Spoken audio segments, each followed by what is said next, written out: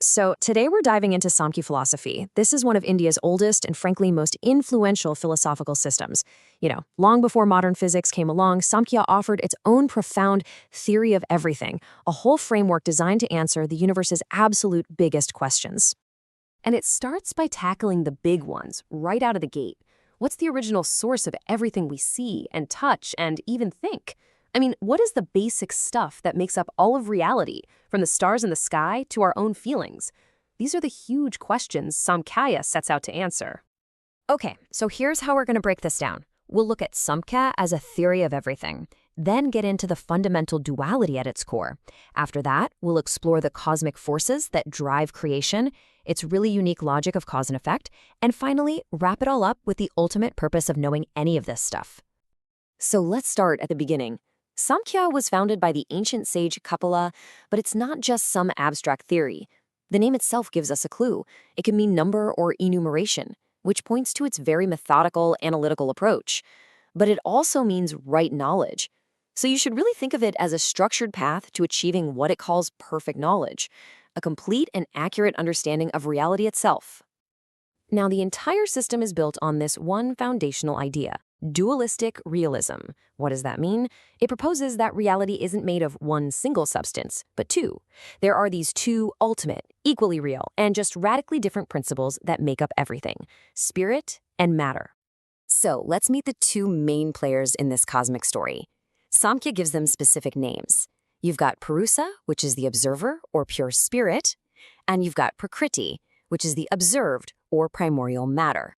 And this chart here really lays out just how different they are. On one side, you have Purusa. This is pure consciousness. It's the silent, unchanging witness, the subject. But, and this is key, it's completely inactive. It can't do anything. On the other side, you have Prakriti. That's primordial, non-conscious matter. It's the object, the source of everything physical, and it is constantly active, creative, and changing. There's this incredible analogy from the texts that just explains their relationship perfectly.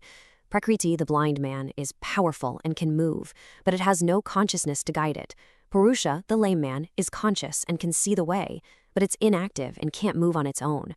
See, neither one can create the universe alone. It's only when they come together, their cooperation, that kicks off the whole process of cosmic evolution. So, if Prakriti is the raw material of the universe, what's it actually made of? Well, Samkhya says it's composed of three fundamental forces or qualities called the gunas. And these aren't just little attributes, they are the very engine of matter. First up, we've got sattva. This is the principle of harmony, of light and clarity. You know that feeling of a calm, clear morning, or that aha moment when a really complex idea finally clicks? That's sattva at play. It's associated with the color white. Next is rajas. This is the principle of action, energy, and motion. You could call it the caffeine in the cosmos. It's the force of ambition, desire, and restlessness that gets things done. It's the fire of passion, but it's also the friction of conflict. Its color is red. And finally, there's tamas. This is the force of inertia, darkness, and heaviness. It's that feeling of being stuck, that mental fog of confusion or the pull of procrastination. It provides stability, sure, but when there's too much, it just leads to stagnation, and it's represented by the color black. Now, the really key insight here is that these three forces are never separate. They're like threads in a cosmic rope, always intertwined.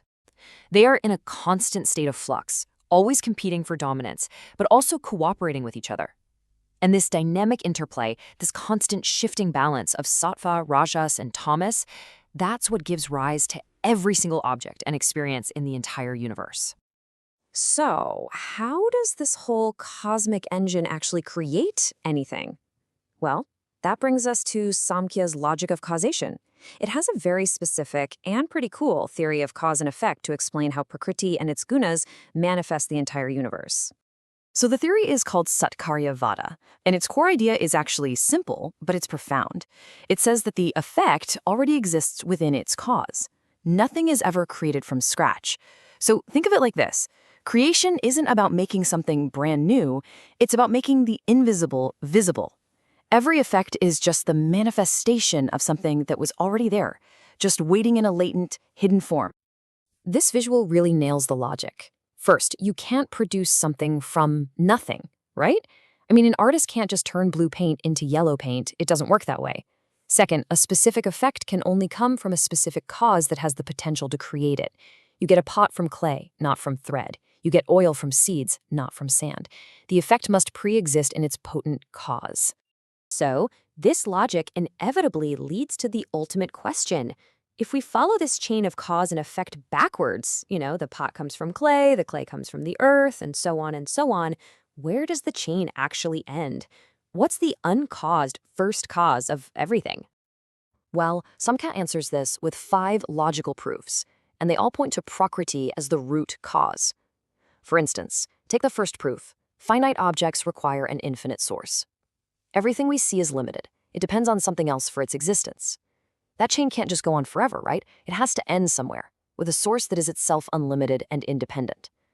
Or think about the third proof. All objects in the world share basic qualities of pleasure, pain, and indifference, which, hey, correspond directly to the 3 gunas. This implies they all have to come from a single, common source where these gunas are perfectly balanced. All 5 proofs lead to the same conclusion.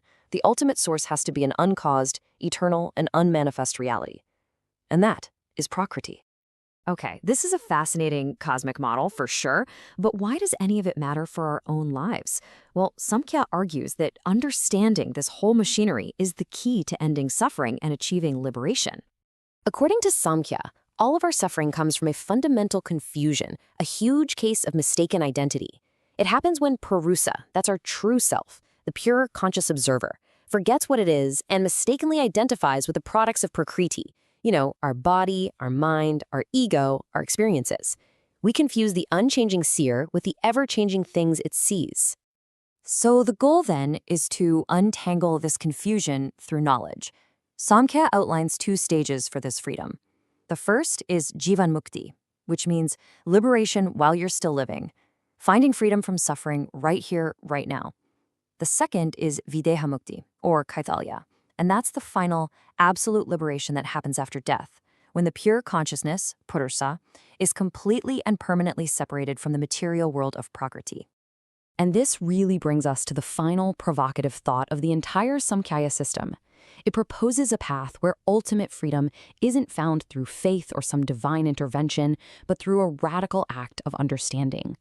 If suffering is really just a grand misunderstanding of who we are and what the universe is made of, then maybe the most powerful thing we can do is simply to know.